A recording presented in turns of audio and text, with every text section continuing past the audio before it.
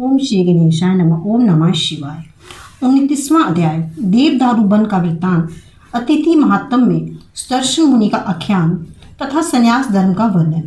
संत कुमार जी बोले, हे विभो, प्राचीन काल में दारू वन में तपस्या से भावित आत्मा वाले उन वनवासी मुनियों के साथ जो भी घटित हुआ उसे मैं इस समय सुनाना चाहता हूँ। ऊर्ध्व त्रेता दिगंबर भगवान शिव विकृत रूप धारण करके दारू वन में क्यों गए? उस वन में परमात्मा रुद्र के साथ क्या हुआ?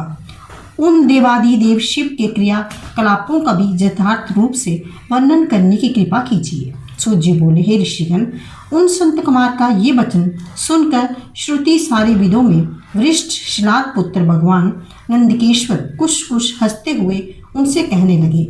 शिलादी बोले, एक बार घने देवदारू वन में देवादिदेव रुद्र की प्रसन्नता के लिए अपने स्त्री पुत्र आदि सहित पंचाग्नि का सेवन करते हुए मुनिगण कठोर तप कर रहे थे। उनके तप से प्रसन्न जगन्नाथ, चेकितान, वृषध्वज, दुर्जटी, प्रमेशान, नीलोहित भगवान रुद्र दारू वन में निवास करने वाले उन मुनियों के प्रवृत्ति लक्ष्य तथा ज्ञान की जानकारी करने के लिए एवं उनमें श्रद्धा भाव की परीक्षा करने के लिए और साथ ही प्रवृत्ति ज्ञान से युक्त चित्त वाले उन दारू वन में वासी मुनियों में निर्वृत्त लक्षण तथा ज्ञान स्थापित करने के निमित्त लीलापूर्वक विकृत रूप धारण करने के अलौकिक दारूवन में पहुंचे। उस समय शंकर जी कृष्ण वर्ण वाले, 2 भुजाओं वाले, 3 आंखों वाले दिगंबर तथा मोहक रूप स्वरूप वाले थे। अत्यंत सुंदर रूप वाले भगवान शिव मंद मुस्कान तथा गुरुवी विलास करते हुए गीत गाकर स्त्रियों में काम वासना उत्पन्न कर रहे थे। कामदेव का संहार करने वाले तथा अत्यंत मोहक आकृति वाले भगवान शिव वहां नारी समूह की बार बार देखकर उनके भीतर काम भावना बढ़ा रहे थे। वन में उस विकृत तथा नील लोहित वर्ण वाले पुरुष को देखकर मतिवर्ता स्त्रियां भी प्रेम पूर्वक उनके पीछे पीछे चलने लगी। अरण्य कुटीरों के दार तक आई हुई स्त्रियों के वस्त्र एवं अलंकार शिथिल हो गए थे। वे मूर्छित सी हो गई। उन लीलामयी शिव के मुखारविंद की मोहक तथा मुस्कान को पाकर वृक्षों के आश्रय में रहने वाली ये नारियां उनके पीछे वे चल दी। शिव जी को देखकर प्रौढ़ावस्था वाली होने पर भी कुछ स्त्रियां मदमत होकर आंखें घुमाने लगी तथा भूहों को संचालन करने लगी। तदंतर शिव को देखकर दूसरी स्त्रियां मुसान युक्त मुख वाली हो गई। उनके वस्त्र कुछ थिल से हो गए, कांची वंदन भी ढीले हो गए। वे मिलकर गाने लगी। उस समय शिव को विपन्न में देखकर कुछ ऋषि पत्नियां तो स्थिल नूतन वस्त्रों तथा अपने अपने विचित्र वल्यों को फेंक कर मध्यावंत हो सज्जनों के पास पहुंची। उस समय स्थिल वस्त्र वाली कोई भी तो शिव देखकर विशिष्ट वासना युक्त हो गई तथा अन्य स्त्रियों भी मतवाली सी होकर विचित्र शाखा वाले प्रसिद्ध वृक्षों के एवं घनिष्ठ बंधुजनों तक नहीं पहचानती थी। हे द्विश्रेष्ठी, कुछ स्त्रियां उनके पास जाकर नाचने लगी और जमीन पर गिर पड़ी। कुछ स्त्रियां हाथी की भांति बैठ गई। कोई दूसरी स्त्री कुछ बोलने लगी। मुस्कुराते हुए एक दूसरे को देखकर वे परस्पर आलिंगन करने लगी। वे सभी ओर से शिव जी का मार्ग रोककर उन्हें प्रकार के हाव भाव दर्शाने लगी।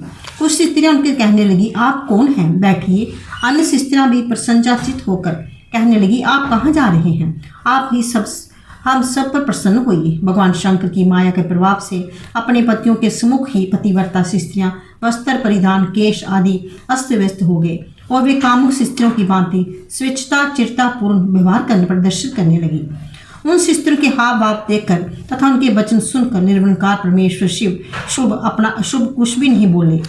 उस प्रकार चेष्टा वाली नारियों के समूह को देखकर ही विप्र मुनीश्वर दिगंबर वेशधारी शिव उस समय अवस्था में देखकर अत्यंत कठोर वचन कहने लगे, किंतु उनकी सभी तपस्याएं शंकर जी के सम्मुख इस प्रकार निष्फल सिद्ध हुई जिस प्रकार सूर्य के आकाश से आकाश मंडल में स्थित तारागण निस्तेज हो जाते हैं। ऐसा सुना जाता है कि महात्मा ब्रह्मा के सभी समृद्धियों तथा कल्याणों का उत्पत्ति स्थल स्वरूप यज्ञ ऋषियों के शाप से विनिष्ट हो गया था।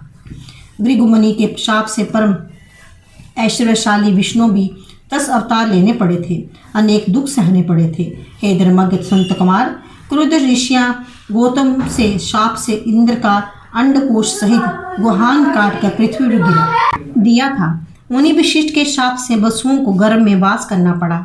अगस्त आदि ऋषियों के शाप से राजा निर्विष को सर्व होना पड़ा था।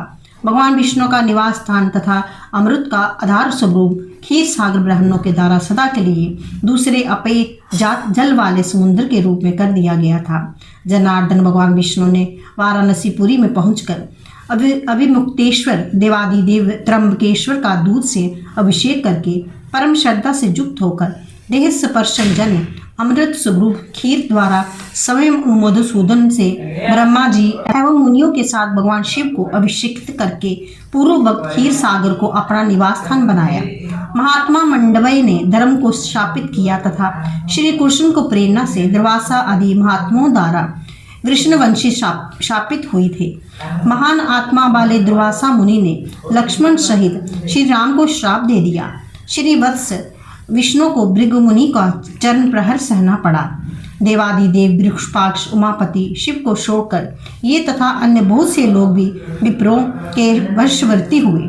उन्हीं शिव को माया से मोहित होने के कारण वे मुनिगण शंकर को नहीं जान पाए और अत्यंत कठोर वचन बोले। फिर भगवान शिव भी अंतर्ध्यान हो गए। तत्पश्चात व्याकुल चित्त वाले वे मुनिगण प्रातःकाल होते ही उस दारू वन में ब्रह्मा जी के पास पहुंचे। वहां श्रेष्ठ आसन पर विराजमान महात्मा ब्रह्मा ने सुंदर दारू वन में रहने वाले क्षीण चेतना वाले मुनियों शंकर का सारा वृतांत कह सुनाया। उन ब्रह्मा जी ने भी क्षण भर में मन में सोचकर पवित्र दारू वन में उनका पूर्व गठित संपूर्ण वृतांत जान लिया।